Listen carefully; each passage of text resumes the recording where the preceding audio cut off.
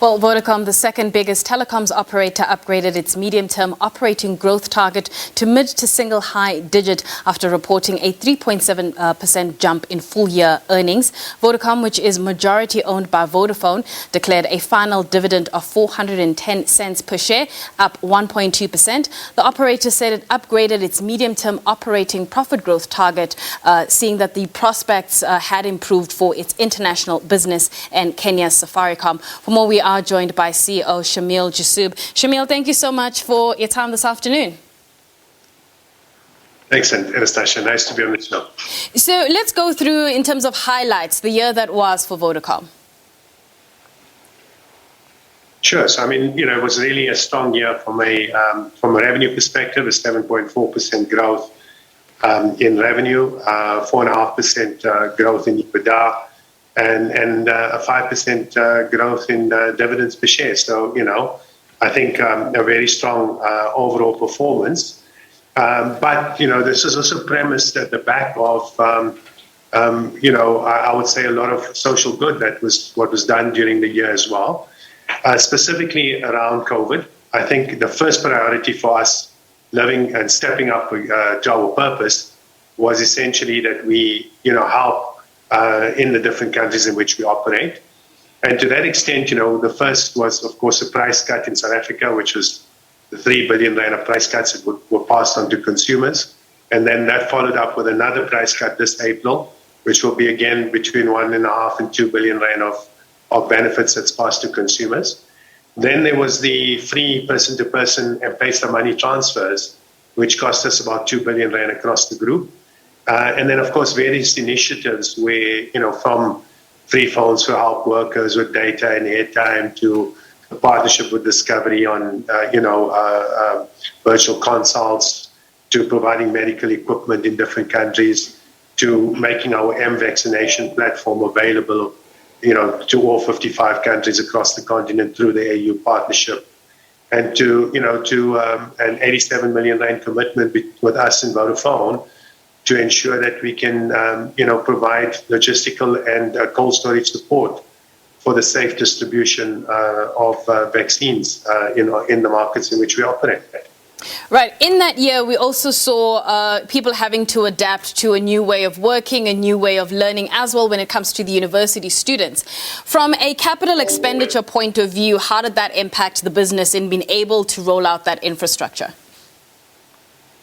Well, I think that was one of the other big benefits, and one of the things that we did as a telco is we stepped up from the beginning. So instead of cutting back on capital expenditure, we basically increased capital expenditure, and we spent 13.3 billion rand across the group, of which 10.1 billion was spent in South Africa alone, and that helped us to cope with the increased traffic that we saw. It peaked at about 90% during lockdown.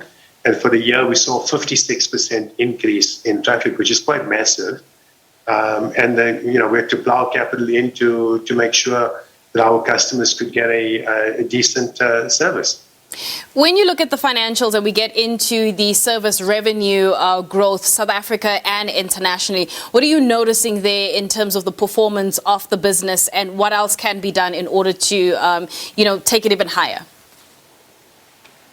Yeah, I think one of the big opportunities, of course, going forward is the opportunity of diversification of revenue into our new services. Today, we have 19 billion rand, which is now earned across the group in financial services, 58 million customers buying a financial service product from us. So that's very, very strong.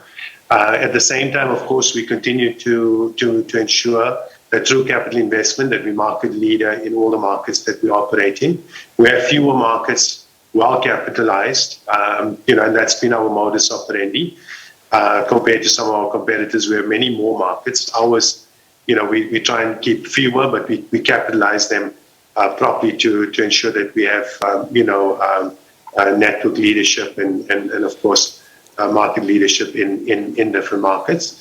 And then, of course, expansion into new services. So our IoT business, our fixed business, our financial service businesses in South Africa, in the internationals, in Safaricom, have been growing exponentially. So we're quite pleased on the diversification not just geographically, but also into new products. So you mentioned Safaricom, and just reading here, service revenue and EBITDA declined 0.3% and 2.8% respectively. What were some of the contributing factors when it comes to that particular performance? Well, the biggest issue for us was and that's why the results are so good. If you consider that, we spent about 2 billion rand or lost 2 billion rand in free person-to-person money transfers, which we zero-rated in doing the right thing for social distancing through the pandemic. We've started resuming charging again from 1st of January across the different markets, including Kenya. And we're seeing a very good, and that contributed to a strong fourth quarter. But that, of course, leads us into a good and strong performance for next year, because what it did do as well is, and I often joke and say, you see, when you set out to do the right thing, it does come back to you in other ways. And what's happened is we saw almost 13% increase in our financial service customers, but also a 68% increase in the number of transactions. And so more people started adopting the platform. And then, of course, will stand us in good stead in the year ahead and in the years to come.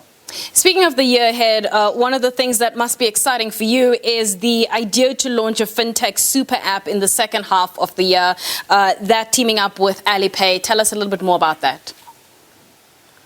Yeah, so that's quite an exciting launch, because it's the first time that the Alipay app is being launched outside of Asia.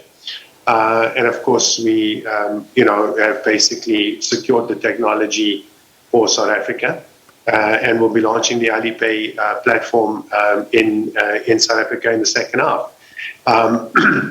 It's a lifestyle app, so it's a single app where you come to, where you can shop, pay, lend, save, invest from a single app. And of course, as the months go by, the functionality will increase and so on. So you'll be able to go onto the app, link your card or transfer money into a store value. You can scan to pay, at any point of sale using a normal QR code. But you'll also be able to do person-to-person payments, of course, without the cost of a credit card. So that's the one part. And then you'll be able to pay your bills. You can go shopping from all the big brands. You will see people like Macro and Game and Clicks have all come onto the platform itself.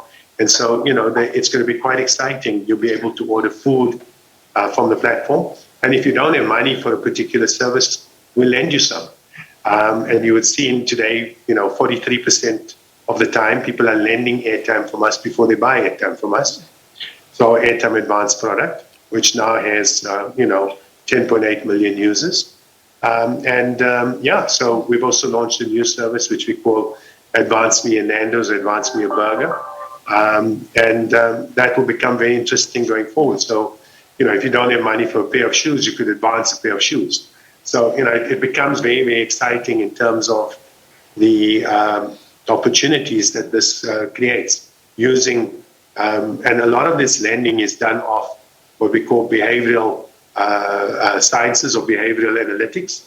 And so, we use behavioral analytics to predict creditworthiness of a customer.